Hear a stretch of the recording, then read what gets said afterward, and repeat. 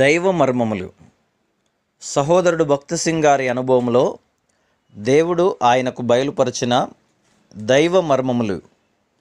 September 14.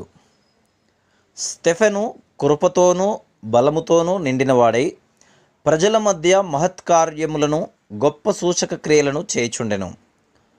మాటలాడుటయందు అతడు అగుపరిచిన జ్ఞానమును అతనిని ప్రేరేపించిన ఆత్మను వారెదిరింపలేకపోయిరి.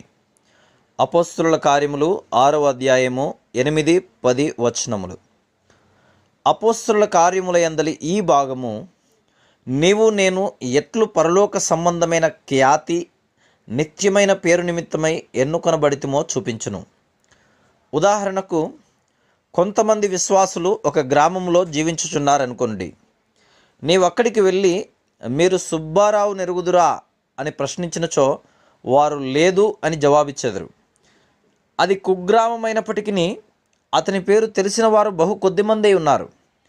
అయితే అట్టి వ్యక్తి దేవుని చేత ఏర్పరచుకొనబడినప్పుడు సంగతులు ఎంతో వేరుగా నుండును. అప్పుడు నీవు పరలోకమునకు వెళ్ళి ఏ దేవదూతనైనా సుబ్బారావును మీరు ఎరుగుదురా అని అడిగినచో ఆ దూత నేనతనిని బాగుగా ఎరుగుదును అని చెప్పును.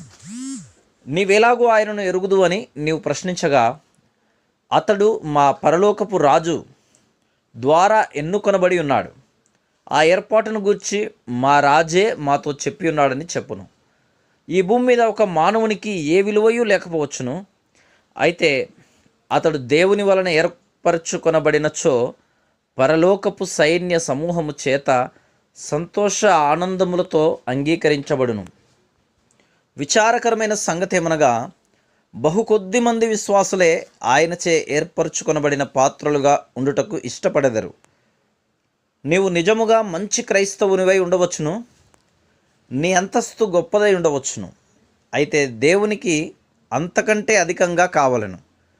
ఆయన తాను ఏర్పరచుకొనిన పాత్రగాను, స్వకీయ ధనముగాను, ద్రాక్ష తోటగాను, జతపనివానిగాను, నిత్యమైన పాలిభాగస్తునిగాను చేయుట కొరకై నిన్ను ప్రేమించి తన రక్తము చేత నిన్ను కొని ఉన్నాడు.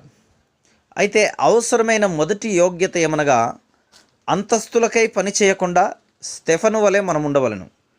కొంతమంది ప్రజలకు ఏదో ఒక స్థానమునిచ్చినచో రాత్రింబగళ్ళు పనిచేయుదురు. వారికి ఆ స్థానమును ఇవ్వకపోయినచో వెనుదిరిగి ఏ పనియూ చేయుటకు ఇష్టపడరు.